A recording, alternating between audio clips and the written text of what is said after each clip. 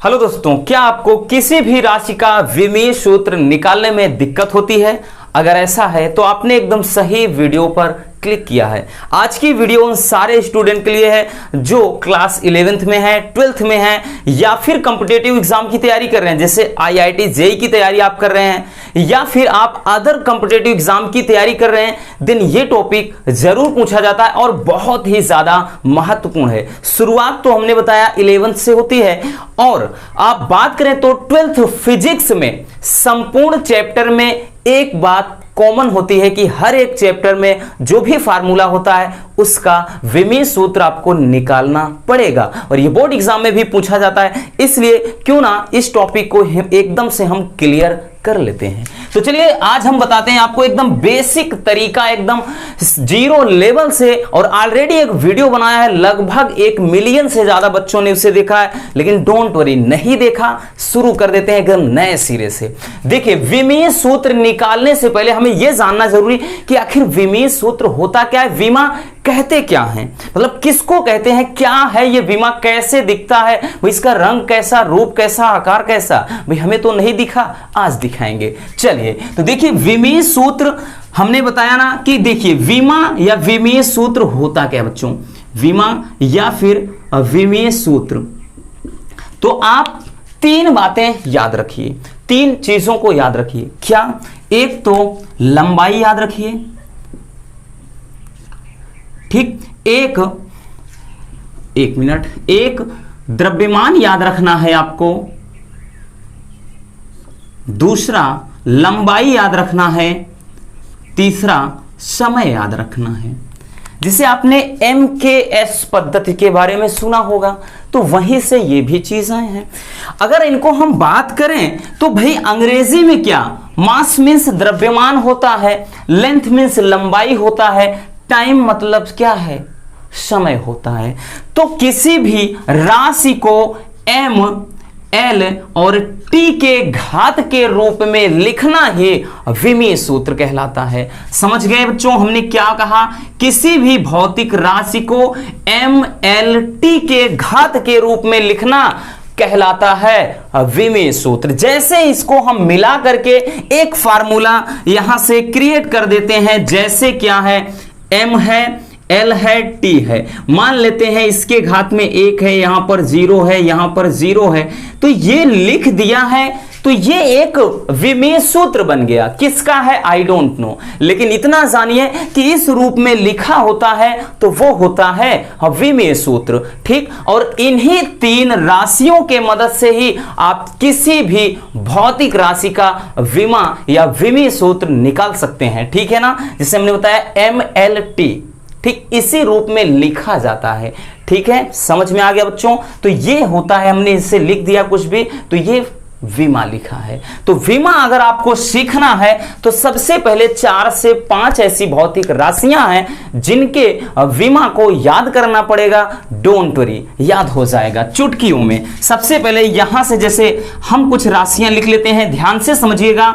जैसे एक लिख लिया क्षेत्रफल, ठीक, क्षेत्रफल लिख लिया। दूसरा लिख लिया बच्चों आयतन, आयतन लिख लिया, ठीक है ना। दूसरा आयतन लिख लिया और एक ले लेते हैं तीसरा, यहां पर जैसे हम घनत्व लिख लेते हैं, ठीक।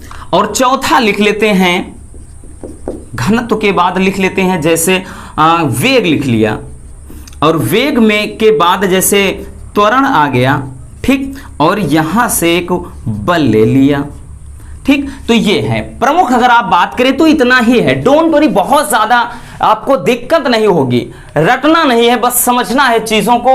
तो हमने तो ये बता दिया, किसी भी भौतिक राशि को MLT के घात के रूप में लिखना।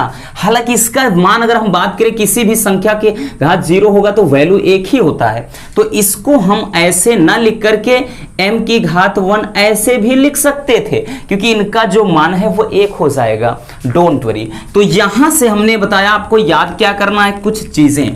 क्षेत्रफल है तो क्षेत्रफल बराबर होता क्या है, लंबाई गुणे चौड़ाई। बात को अच्छे से समझना बच्चों, चाहे लंबाई हो, चाहे चौड़ाई हो, चाहे ऊंचाई हो, या कोई दूरी दी हो या विस्थापन दिया हो, सबका विमा जो होता है वो हम प्रेजेंट करेंगे, उसको किससे डिनोट करेंगे, वो करेंगे एल से ही। बात समझ में आ गया? चाहे लंबाई कहे, चौड़ाई कहे, ऊंचाई कहे, विस्थापन कहे, दूरी कहे, सबका विमा एल से ही दर्शाएंगे, इस बात का ध्यान देना।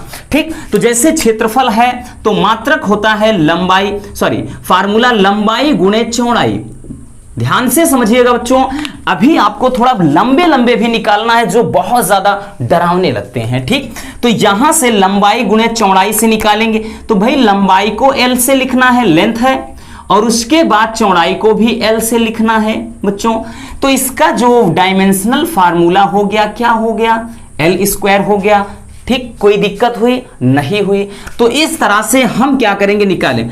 आयतन बराबर क्या होता है? आयतन बराबर होता है लंबाई गुणे चौड़ाई गुणे ऊंचाई। अभी हमने क्या बोला? लंबाई हो, चौड़ाई हो, ऊंचाई हो, विस्थापन हो, दूरी हो, एल से ही लिखेंगे।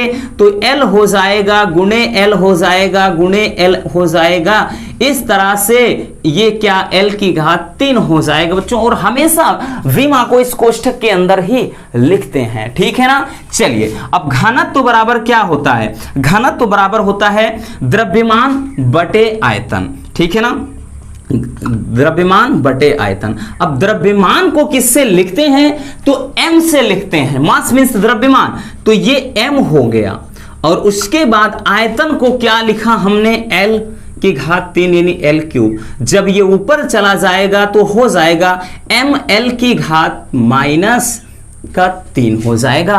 तो ये हो गया किसका? घनत्व का डायमेंशनल फार्मूला यानी विमीय सूत्र हो गया। बात समझ में आई बच्चों? बहुत ज्यादा जरूरी, हमने बोला ना, हर एक स्टूडेंट के लिए बेहद जरूरी ये टॉपिक है, इसलिए इसको एकदम से क्लियर कर लीजिए। कोई डाउट दिमाग में मत रखिए, एक एक डाउट आज हम क्लियर कर देंगे। ठीक, तो वेग हो गया। अब वेग बराबर होता क्या है बच्चों? तो वेग बराबर होता है विस्थापन बटे समय। वेग बराबर विस्थापन बटे समय। ठीक, या जैसे चाल बराबर दूरी बटे समय, तो चाल और वेग दोनों का डायमेंशनल फार्मूला सेम होगा। ठीक, तो इसको कैसे निकालेंगे? विस्थापन को भी हमने बताया एल से ही लिखेंगे, और समय है टी से लिखेंगे। डायमेंशनल फार्मूला एल टी के घात -1 यानी एल टी इनवर्स 1 हो गया। ठीक, अब उसके बाद त्वरण बचा। त्वरण बराबर वेग में परिवर्तन, ठीक, बटे समय। ठीक है ना? यानी त्वरण बराबर वेग में परिवर्तन, डायरेक्टली वेग ही लिख लेते हैं, और समय। तो इस तरह से वेग में परिवर्तन बोले तो वेग ही बोल रहा है, एल टी इनवर्स 1 हो गया, और नीचे क्या है? समय है, तो समय का टी हो जाएगा। डायमेंशनल फार्मूला क्या हुआ? एल टी इनवर्स 2, क्योंकि टी ये ऊपर जाएगा तो यहां -1 हो जाएगा, एल टी इनवर्स 2 हो गया डायमेंशनल फार्मूला। जैसे बल हो गया, तो बल है, तो बल बराबर क्या होता है बच्चों? ध्यान से समझना। बल बराबर, ठीक, द्रव्यमान गुणे त्वरण, द्रव्यमान गुणे त्वरण होता है। तो यहां से यानी F का जो डायमेंशनल फार्मूला होगा, ध्यान से समझिएगा, द्रव्यमान को हम किससे लिखते हैं? m से ही। त्वरण को भी क्या निकाला? L T inverse 2। तो डायमेंशनल फार्मूला क्या निकला? इसको मिला देंगे तो एम एल टी इनवर्स 2 यानी एम एल टी के घात -2। तो ये रहा बल का डायमेंशनल फार्मूला, विमीय सूत्र। आपको याद क्या करना बच्चों? बस आप क्षेत्रफल का एल स्क्वायर, और उसके बाद आयतन का एल क्यूब, फिर हमने बताया घनत्व का एम एल टी इनवर्स 3 और वेग का एल टी इनवर्स 1, ऐसे करके 3 से 4 याद रखिए। 3 से 4 आप याद कर लिए भैया, उसके बाद कोई भी डायमेंशनल फार्मूला हो आपको परेशान नहीं कर सकता है। तो चलिए इसको स्क्रीनशॉट कर लीजिए। उसके बाद हम थोड़ा और भी बड़े बड़े क्वेश्चन का, बड़े बड़े विमी जो राशियां हैं उनका डायमेंशनल फार्मूला फाइंड आउट करते हैं।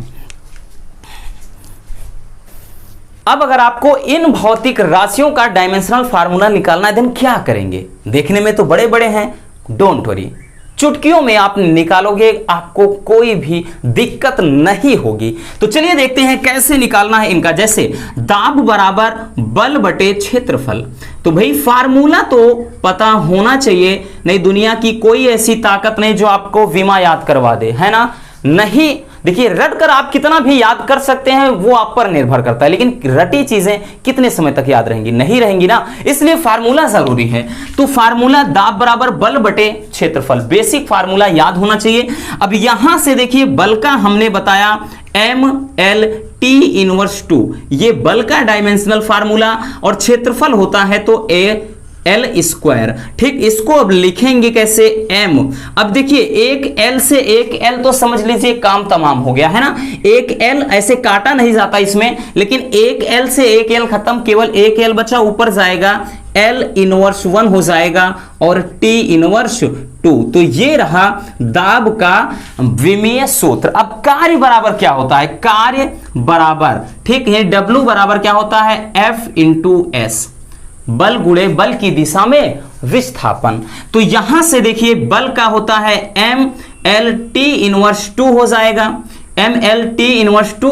अब विस्थापन कहें बच्चों या दूरी कहें या फिर हमने बताया था लंबाई चौड़ाई ऊंचाई, कुछ भी कहें, वो क्या होता है? L ही होता है। तो इसका डायमेंशनल फार्मूला हुआ ML, ठीक, स्क्वायर हो गया, है ना? 2L है, ML² T के घात -2, ये हो गया कार्य का विमा। ठीक, अब प्रतिरोध का विमा निकालने से पहले विभव निकाल लेते हैं। विभव बराबर, विभवांतर बराबर क्या होता है? W/Q। एकांक धनावेश को वैद्युत क्षेत्र से के भीतर अनंत से लाने में जो कार्य करना पड़ता है वही विभव है। तो W यानी कार्य का, कार्य कहे बच्चों या ऊर्जा कहे या उष्मा कहे, सबका डायमेंशनल फार्मूला एक ही होता है। कार्य का क्या है? ML² T के घात -2 हुआ, और Q बराबर होता है I × T। ठीक, ध्यान से समझिएगा, Q बराबर I × T, I का विमा यानी धारा का एम्पियर होता है, A से लिखा जाता है, ठीक है ना, और T, ठीक, तो ये होता है AT हो जाएगा। तो यहां से हो जाएगा AT, और इसको हम सही तरीके से लिखेंगे तो लिख लेंगे क्या? ML² T के घात, देखिए यहां पर 2 है, A ऊपर जाएगा तो -3 हो जाएगा, और A ऊपर जाएगा A इनवर्स 1। तो ये रहा किसका? विभव का। अब विभव से हम निकाल सकते हैं शक्ति या सामर्थ्य, ठीक है ना? शक्ति या सामर्थ्य का भी निकाल सकते हैं। ठीक, और प्रतिरोध का, अब प्रतिरोध निकालेंगे तो यानी R बराबर होता है V/I। ठीक, R बराबर V/I। तो V का डायमेंशनल फार्मूला क्या है?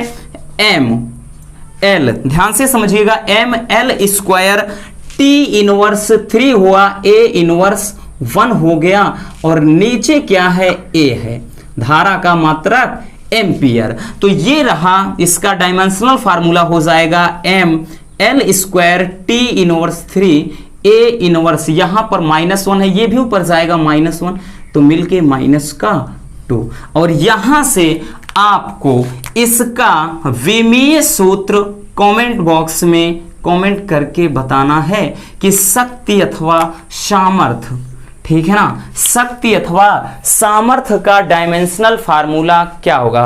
P बराबर W/T होता है, ठीक है ना? तो आपको बताना है कि इसका विमीय सूत्र क्या होगा।